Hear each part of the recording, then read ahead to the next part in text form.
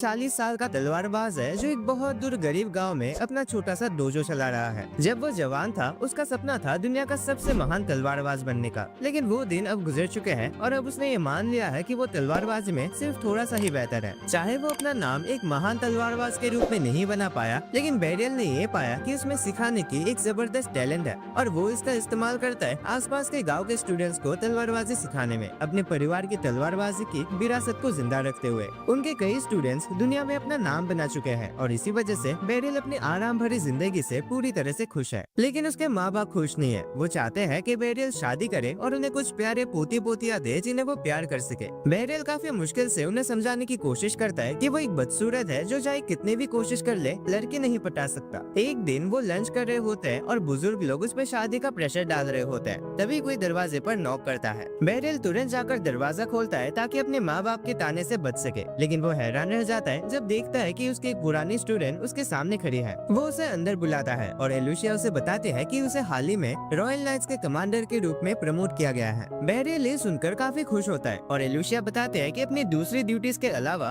वो अब नाइट्स को तलवारबाजी भी सिखाते हैं। एलुसिया कहते हैं कि उसने रॉयल नाइट ऑर्डर के लिए एक स्पेशल इंस्ट्रक्टर के रूप में बैरियल का नाम रिकमेंड किया था और रॉयल फैमिली ने उसकी रिकमेंडेशन एक्सेप्ट कर ली है। बैरियल को समझ नहीं आता कि क्या हो रहा है, लेकिन एलुसिया उसे उसका अपॉइंटमेंट लेटर दिखाती है जिसमें रॉयल फैमिली का सील लगा होता है। बैरियल सोचता है कि शायद ये कोई अप्रैल फूल का प्रैंक है, लेकिन उसका फादर लेटर पढ़ता है और पता लगता है कि अगर बैरियल मना करेगा तो उसे सच में सजा मिलेगी। एलुसिया फिर बैरियल को बताती है कि उसका गाड़ी बाहर इंतजार कर रहा है और वो सिर्फ एक ही दिन में कैपिटल पहुंच जाएंगे। बैरियल अभी भी श्योर नहीं है, लेकिन उसका फादर उसे कहता है कि उसे कैपिटल जाना चाहिए और एक अच्छी वाइफ ढूंढनी चाहिए। वो मजाक करता है कि उसे एलुसिया के साथ डेट करनी चाहिए। बैरियल इस आइडिया को तुरंत मना कर देता है एज गैप की वजह से, लेकिन एलुसिया बिल्कुल रेडी होते अगर बैरियल ट्राई करता। अंत में बैरियल के पास कोई चॉइस नहीं बची और वो एलुसिया के साथ निकल पड़ता है। सफर के दौरान बैरियल देखता है कि एलुसिया अभी भी वही तलवार यूज कर रही है जो उसने ग्रेजुएशन के वक्त उसे दी थी। बैरियल कहता है कि अब एक रॉयल नाइट कमांडर के लिए ये आम तलवार ठीक नहीं है, लेकिन एलुसिया कहती है कि यही एक तलवार है जो वो हमेशा यूज करेगी। बैरियल सोचता है कि एलुसिया ऐसा उसके लिए रेस्पेक्ट के कारण कह रही है क्योंकि वो उसे अपना गुरु मानते हैं। बैरियल खुद को तो इतना लायक नहीं मानता कि वो एक स्पेशल इंस्ट्रक्टर बन सके। तभी एलुसिया एकदम से एक्साइटेड होकर बात करते हैं और कहते हैं कि बैरियल पहले से एक लीजेंड माना जाता है तलवारबाजों के बीच, क्योंकि उसके स्टूडेंट जहाँ भी गए तुरंत सबसे हाई रैंक तक पहुँच गए।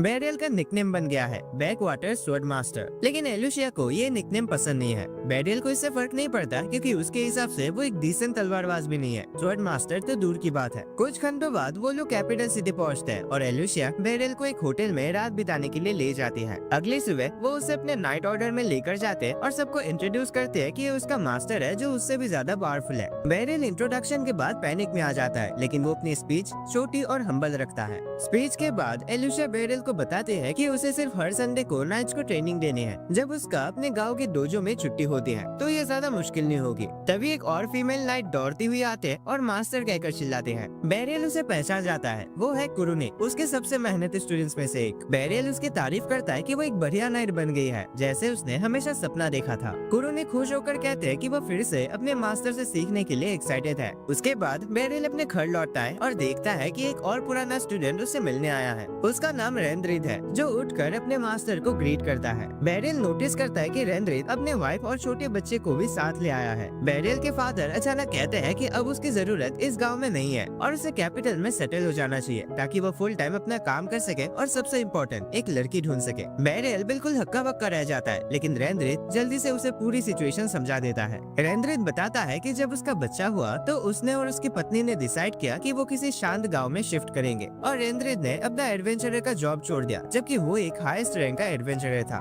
बैरियल के फादर कहते हैं कि उनके लिए भी फायदेमंद है क्योंकि रेंद्रिद उनका टीचिंग स्टाइल अच्छे से जानता है और जब बैरियल कैपिटल में रहेगा तब रेंद्रिद डोजो संभालेगा। बैरियल समझ आता है कि वो अपने फादर के चालाक दिमाग का मुकाबला नहीं कर सकता, इसीलिए वो ये बात मान लेता है कि रेंद्रिद डोजो संभालेगा जबकि वो कैपिटल में रहेगा। अगले दिन बैरियल कैपिटल लौट जाता है और एलुसिया को सारी कहानी बताता है जब वो घर ढूंढ रहे होते हैं। एलुसिया सजेस्ट करती है कि वो उसके साथ रहे, लेकिन बैरियल तुरंत उस आइडिया को मना कर देता है और एलुसिया के सपने तोड़ देता है। टॉपिक चेंज करने के लिए एलुसिया कहते हैं कि पहले लंच करते हैं और बैरियल मान जाता है। तभी कोई एलुसिया का नाम लेकर उसे इंसल्ट करता है कि वो एक आदमी के साथ घूम रही है जबकि उसे अपनी नाइट कमांडर वाली ड्यूटी निभानी चाहिए। बैरियल को बुरा लगता है कि उसकी वजह से एलुसिया को ताना सुनना पड़ रहा है और वो अपना चेहरा छुपा लेता है। लेकिन एलुसिया कहते हैं कि वो लड़की बेवकूफ है और उसकी बातों को सीरियसली नहीं लेना चाहिए। एलुसिया आगे बढ़ जाते हैं, लेकिन वो लाल बालों वाले लड़के गुस्से में उसके पीछे आ जाते हैं और बेरियल का मैप नीचे खींचकर उसका चेहरा देखने की कोशिश करते हैं। तभी बेरियल की नजर सबसे पहले उसके ब्लैक एडवेंचरर प्लेट पर पड़ते हैं। जैसे वो लड़की बेरियल का चेहरा देखते हैं, वो बिल्कुल चुप हो जाते हैं। वो तुरंत बेरियल को मास्टर कहकर बुलाते हैं, लेकिन बेरियल को याद नहीं आता कि वो कौन है। तब वो लड़की कहते हैं कि 20 साल हो गए जब वो लास्ट टाइम मिले थे, और अगर बेरियल को उसका चेहरा नहीं याद रखता तो कम से कम उस अनाथ बच्ची सुरेना को याद करना चाहिए, जिसे उसने अपना कर तलवारबाजी सिखाई थी। बेरियल को अचानक सब कुछ याद आ जाता है और वो रियलाइज करता है कि सुरेना कितनी बदल गई है। सुरेना माफी मांगते हैं कि वो पहले नहीं आ पाई अपनी सफलता की खबर देने, लेकिन बेरियल समझता है कि बड़े होने के बाद लोग बिजी हो जाते हैं, जो कि एक आम बात है।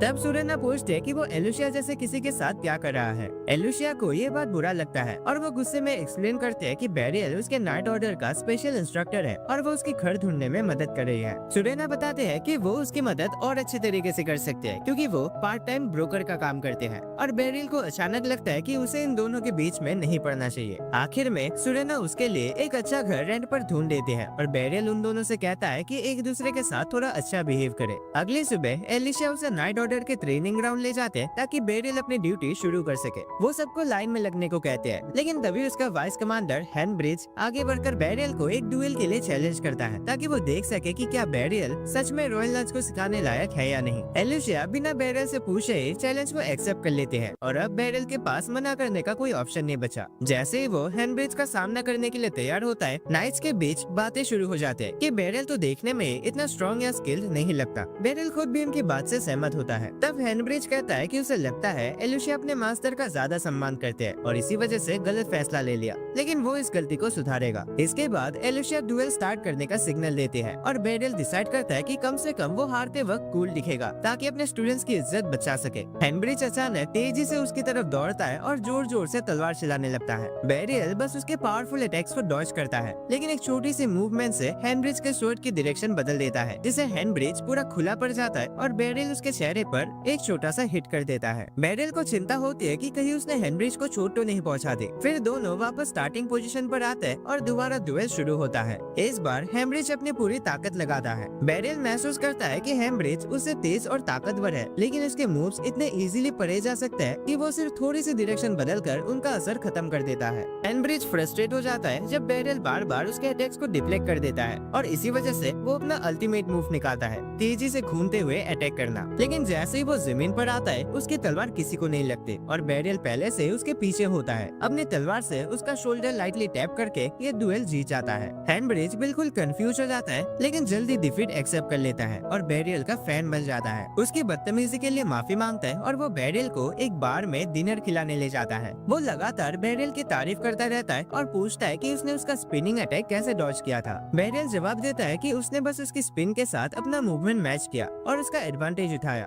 वो हैंनब्रिज को बताता है कि अगर उसका अटैक थोड़ा फ्लेक्सिबल होता तो शायद वो जीत जाता। वाइस कमांडर ये सारी डिटेल सुनकर बहुत एक्साइटेड हो जाता है कि फ्यूचर में उसे और सीखने को मिलेगा। इसके बाद बेरियल नाइट्स को सीरियसली ट्रेन करना शुरू कर देता है। जब वो दो नाइट्स को सिखाता है कि कैसे ओपोनेंट की स्वॉर्ड पे उनका फोकस यूज करके डिस्टेंस को कम किया जा सकता है, तो सब लोग उसकी बात सुनने के लिए रुक जाते हैं। बेरियल को लगता है कि लोग उसे अननेसेसरी अटेंशन दे रहे हैं, क्योंकि ये तो बस नॉर्मल कॉमन सेंस है जो उसने अपने एक्सपीरियंस से सीखी है। प्रैक्टिस सेशन खत्म करने के बाद बेरियल ब्रेक लेता है और हैंनब्रिज उसे एक टॉवल ऑफर करता है। बेरियल को याद आता है कि जब उनका पहला डुएल हुआ था तो हैंनब्रिज कितना इंटेंस था, लेकिन अब उसकी वजह से सब उसका रेस्पेक्ट करता है। अचानक कुरुनी दौड़ते हुए आते हैं और ऑफर करते हैं कि अगर बेरियल के पास आज के दिन के लिए कोई प्लान्स नहीं है तो वो उसे शहर घुमाएगी। बेरियल बताता है कि वो फ्री है और उसका ऑफर एक्सेप्ट कर लेता है। जब हैंनब्रिज भी जोर देता है कि वो शहर देखे तो बेरियल उन दोनों के साथ जाने के लिए तैयार हो जाता है। दूसरी तरफ एलुसिया अपना वीकली रिपोर्ट रॉयल ऑफिशियल्स को दे रहे होते हैं, जो काफी क्यूरियस होते हैं कि स्पेशल इंस्ट्रक्टर बेरियल का परफॉर्मेंस कैसा चल रहा है। एलुसिया उन्हें तसल्ली देता है कि बेरियल सबके एक्सपेक्टेशंस को पार कर चुका है। रिपोर्ट देने के बाद वो रूम से निकलते हैं और अचानक बेरियल के साथ अपनी पहली मुलाकात के बारे में सोचने लगते हैं। जब उसके पेरेंट्स एक पास के गांव में शिफ्ट हुए थे और उसे बेरियल के डोजो में एडमिशन कराया था, तब एलुसिया थोड़े शर्मिली सी थी, लेकिन जब उसने पहली बार बेरियल को देखा तो उसे लगा कि वो एक दयालु और भरोसेमंद इंसान है। बेरियल की ट्रेनिंग काफी यूनिक थी, क्योंकि वो सिर्फ शॉर्ट स्किल्स पे नहीं बल्कि पूरे शरीर को स्ट्रॉन्ग और एफिशिएंट बनाने पे फोकस करता था। पहले तो एलुसिया को ट्रेनिंग का पॉइंट समझ नहीं आया, लेकिन वो लगातार ट्रेनिंग करती रही क्योंकि बैरियल उसे छोटी छोटी चीजों के लिए भी तारीफ करता था। 1 साल के बाद एलुसिया को अपने एबिलिटीज में फर्क महसूस होने लगा। एक दिन बैरियल ने अपने 2 बेस्ट स्टूडेंट्स रेनरिड और एलुसिया के साथ डुएल करने का डिसाइड किया ताकि उनका प्रोग्रेस चेक कर सके। जब एलुसिया की बारी आई तो उसे बैरियल के पोजीशन में कोई ओपनिंग नहीं दिखी, लेकिन जैसे ही बैरियल ने अपना हाथ थोड़ा मूव किया, एलुसिया ने अटैक करने की कोशिश की और तुरंत 1 सेकंड में हार गई। एलुसिया इस बात से थोड़ी शॉक हो गई थी, लेकिन बैरियल ने उसकी तारीफ की और कहा कि उसके इंस्टिंक्ट्स अच्छे हैं क्योंकि उसने सही टाइम पे अटैक करने की कोशिश की। तब एलुसिया को बैरियल की बात का मतलब समझ नहीं आया, लेकिन कुछ समय बाद बैरियल अपने स्टूडेंट्स को एक दूसरे स्कूल ले गए ताकि उनका कंपैरिजन वहाँ के स्टूडेंट्स के साथ हो सके। एलुसिया ने देखा कि उसका ओपोनेंट का पोजीशन बहुत ही बेकार था और उसे जीतने के लिए ज्यादा मेहनत भी नहीं करनी पड़ी। बाकी स्टूडेंट्स ने भी अपने अपने मैचेस जीत लिए थे और जब सब वापस घर जा रहे थे तो एलुसिया ने बैरियल से पूछा कि क्या उनका डोजो कुछ ज्यादा स्ट्रॉन्ग है। बैरियल ने बस इतना कहा कि जीतने और हारने के बारे में ज्यादा मत सोचो, बल्कि हर मौके से कुछ सीखने के बारे में ध्यान दो। अचानक एलुसिया को याद आया कि उसका हेयर पिन डोजो में रह गया है और वो तुरंत वापस दौड़ जाते हैं उसे लेने, लेकिन जैसे ही वो वहाँ पहुँचते हैं डोजो के स्टूडेंट्स पहले से वहाँ इंतजार कर रहे थे एक बदला लेने के लिए।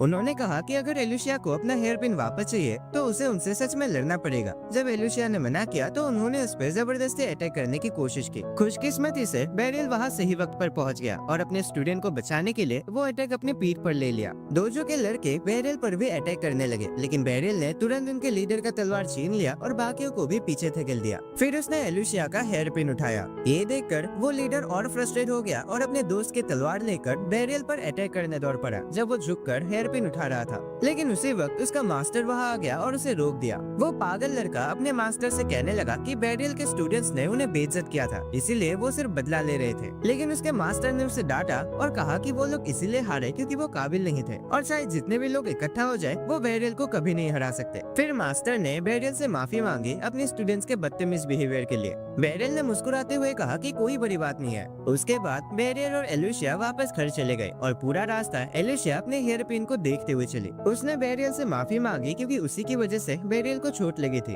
लेकिन बैरियल ने कहा कि ये कोई बड़ी बात नहीं है। उसने कहा कि शुरू से ही उसे एलुसिया के साथ जाना चाहिए था ताकि ये सब ना होता, लेकिन सब ठीक है क्योंकि एलुसिया को चोट नहीं लगी। ये सुनकर एलुसिया अचानक रो पड़ी। कुछ दिन बाद बैरियल और एलुसिया का एक और डुएल मैच हुआ और इस बार एलुसिया ने बैरियल की अपनी सिखाई हुई टेक्निक यूज करके उसमें एक पॉइंट जीत लिया। दोनों बहुत हैरान हो गए इस बात पर, लेकिन बैरियल ने मान लिया कि अब वो एलुसिया को और कुछ नहीं सिखा सकता। उसने एलुसिया को ग्रेजुएशन गिफ्ट के रूप में एक असली तलवार दे और जबकि एलुसिया उसे छोड़ना नहीं चाहती थे, फिर भी उसने उसका फैसला एक्सेप्ट कर लिया। बैरियल का डोजो छोड़ने के बाद एलुसिया सीधा कैपिटल चली गई ताकि दुनिया को साबित कर सके कि उसके मास्टर की तलवार के स्किल्स सबसे बेहतरीन है। उसने नाइट ऑर्डर का एग्जाम दिया और अपने ओपोनेंट्स को तुरंत हरा दिया। जो एग्जामिनर्स उसकी ताकत को आजमाना चाहते थे वो भी हार गए क्योंकि एलुसिया को लगा कि वो लोग बैरियल के मुकाबले बहुत स्लो और कमजोर है। एलुसिया ने नाइट ऑर्डर में फुल मार्क्स के साथ एंट्री ली और जल्दी ही अपनी मेहनत से सबसे ऊपर पहुंच गई। अपने सफर के दौरान उसने ये महसूस किया कि पूरे नाइट ऑर्डर में कोई भी बैरियल का मुकाबला नहीं कर सकता।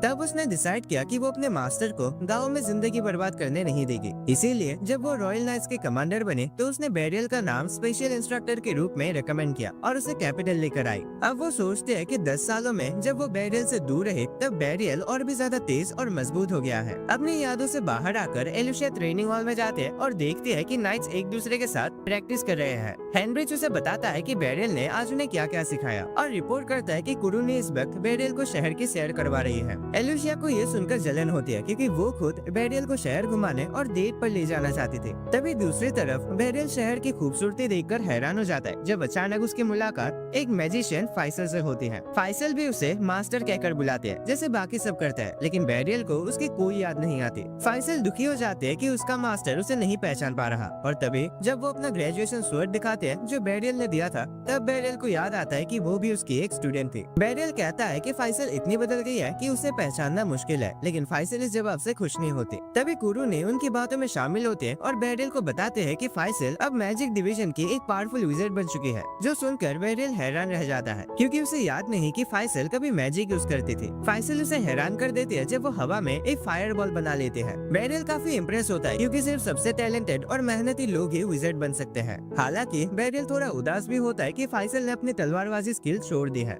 लेकिन साथ ही साथ उसे उस पर गर्व भी महसूस होता है। तभी एक औरत के चीखने की आवाज आती है जब एक चोर उसका पर्स चुरा के भाग जाता है। बैरियल और कुरुनी चोर को पकड़ने के लिए तैयार हो जाते हैं, लेकिन फाइसल उन्हें रोक देते हैं क्योंकि वो खुद सिचुएशन को हैंडल करना चाहते हैं। फाइसल अपनी तलवार निकालते हैं और उसमें मैजिक भरकर एक फ्लाइंग स्लैश चोर की तरफ भेजते हैं। मैजिक स्लैश चोर के पैर को एक साथ बांध देता है जिससे वो गिर जाता है और कुरुने तुरंत उसे गिरफ्तार कर लेते हैं। फाइसल फिर गर्व से बैरियल को बताते हैं कि वो उसकी सिखाई हुई